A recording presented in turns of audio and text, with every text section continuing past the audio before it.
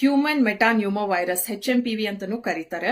ಈಗಾಗಲೇ ಬಹಳಷ್ಟು ಜನ ನ್ಯೂಸ್ ಚಾನೆಲ್ಸ್ ನೋಡಿ ಟೆನ್ಷನ್ ಮಾಡಿಕೊಂಡು ಮತ್ತೊಂದು ವೈರಸ್ ಇದು ಕೋವಿಡ್ ತರನಾ, ಮತ್ತೆ ಲಾಕ್ಡೌನ್, ಮತ್ತೆ ವೆಂಟಿಲೇಟರ್, ಎಲ್ಲಾ ಪ್ರಶ್ನೆಗಳನ್ನು ಕ್ಲಿನಿಕ್ ಬಂದು ಕೇಳಿದೀರಾ, ಮೆಸೇಜಸ್ ಮಾಡಿದೀರಾ, DM ಮಾಡಿದೀರಾ.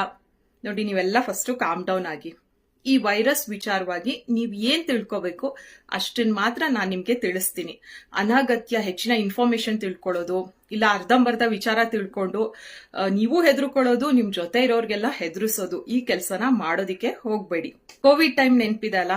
ಕೋವಿಡ್ ವೈರಸ್ ನಮಗೆ ತೊಂದರೆ ಮಾಡೋಕ್ಕಿಂತ ಜಾಸ್ತಿ ಪ್ರತಿನಿತ್ಯದ ನ್ಯೂಸ್ ಅಪ್ಡೇಟ್ಸ್ ಇಂದ number of cases, number of death ಇದನ್ನೆಲ್ಲ ಕೇಳಿಸ್ಕೊಂಡು ಎಷ್ಟು ಜನಕ್ಕೆ ಆನ್ಸೈಟಿ ಶುರುವಾಯಿತು.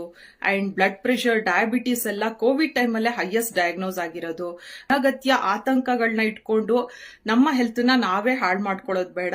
ನಮ್ಮ ರೋಗ ನಿರೋಧಕ ಶಕ್ತಿ ಚೆನ್ನಾಗಿದ್ರೆ ಇಂಥ ಸುಮಾರು ವೈರಸ್ಗಳು ಬರ್ತಾ ಇರುತ್ತೆ, ಅದ್ರ ಅಗೇನ್ಸ್ಟ್ ನಮ್ಮ ಬಾಡಿ ಫೈಟ್ ಮಾಡೋದಿಕ್ಕೆ ಫಿಟ್ ಆಗಿರುತ್ತೆ. ಸೊ ಕಮಿಂಗ್ ಟು HMPV, ಇದೇನ್ ಹೊಸ ವೈರಸ್ ಅಲ್ಲ. ಬಹಳ ವರ್ಷದಿಂದ ನಮ್ಗೆ ಈ ವೈರಸ್ ಇನ್ಫೆಕ್ಟ್ ಮಾಡ್ತಾ ಇದೆ.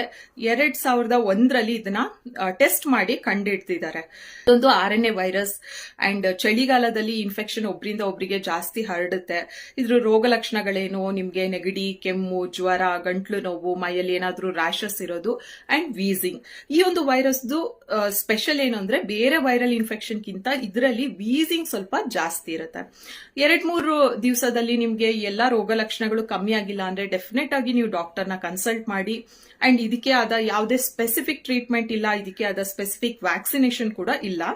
ನಿಮ್ಮ ಸಿಂಪ್ಟಮ್ಗೆ ಅನುಗುಣವಾಗಿ ಟ್ರೀಟ್ಮೆಂಟ್ ಕೊಡ್ತಾರೆ. ಯಾರ್ಯಾರು ಹುಷಾರಾಗಿರ್ಬೇಕು? ಹೈ ರಿಸ್ಕ್ ಗ್ರೂಪ್ ಅಂತ ಬಂದ್ರೆ 5 ವರ್ಷಕ್ಕಿಂತ ಕಮ್ಮಿ ಏಜ್ ಇರೋ ಮಕ್ಕಳು, 65 ವರ್ಷಕ್ಕಿಂತ ಜಾಸ್ತಿ ಇರೋರು ಅಂದ್ರೆ ಓಲ್ಡ್ ಏಜ್ ಅವರು, ಹಾಗೂ ಇಮ್ಯುನೋ ಕಾಂಪ್ರಮೈಸ್ಡ್ ಅಂದ್ರೆ ನಿಮ್ಗೆ ಅನ್ಕಂಟ್ರೋಲ್ ಡಯಾಬಿಟಿಸ್ ಇದೆ, ಇಮ್ಯುನಿಟಿ ಸಪ್ರೆಸ್ ಮಾಡುವಂತ ಮೆಡಿಕೇಶನ್ಸ್ ಮೇಲಿದ್ರೆ, ಅಂಡ್ ಅಸ್ತಮಾ ಪೇಷಂಟ್ಸ್ ಆಬ್ವಿಯಸ್ಲಿ ಬಹಳ ಕೇರ್ಫುಲ್ ಆಗಿರ್ಬೇಕು. ಈ ಹೈ ರಿಸ್ಕ್ ಅವ್ರು ನಾನು ಏನ್ ಹೇಳಿದೀನಲ್ಲ, ಅವರಿಗೆ ಕೆಲವೊಮ್ಮೆ ಇನ್ಫೆಕ್ಷನ್ ಸಿವಿಯರ್ ಆಗ್ಬಿಟ್ಟು ನಿಮೋನಿಯಾ, ಬ್ರಾಂಕೈಟಿಸ್ ಅಂಡ್ ARDS ಎಲ್ಲ ಆಗ್ಬೋದು. ಈ ವೈರಸ್ ಬಂದಿದೆ ಅಥವಾ ಯಾವುದೇ ವೈರಸ್ ಬರ್ಲಿ, ನಾವೆಲ್ಲ ಏನ್ ಮಾಡ್ಬೋದು?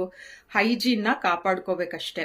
ನಿಮಗೆ ಏನಾದ್ರೂ ಕೆಮ್ಮು, ನೆಗಡಿ, ಜ್ವರ ಇದ್ರೆ, ಅಥವಾ ನೀವು ಯಾವುದೋ ಒಂದು ಕ್ರೌಡೆಡ್ ಜಾಗಕ್ಕೆ ಹೋಗಿದ್ದೀರಾ, ಅಲ್ಲಿ ಯಾರಿಗೋ ಇನ್ಫೆಕ್ಷನ್ ಇರ್ಬೋದು ಅಂತ ನಿಮಗೆ ಡೌಟ್ ಇದ್ದಾಗ ನೀವು ಮಾಸ್ಕ್ ಹಾಕೊಳ್ಳಿ.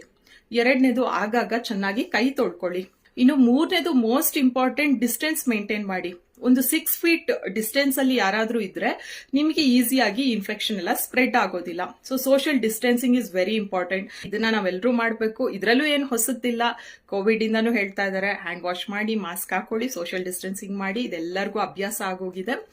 ಇನ್ನೂ ಕೂಡ ನಿಮ್ಮ ಸುತ್ತಮುತ್ತ ಯಾರಾದ್ರೂ ಹೆದರ್ಕೊಂಡಿದ್ರೆ, ವೈರಸ್ ಬಗ್ಗೆ ಟೆನ್ಷನ್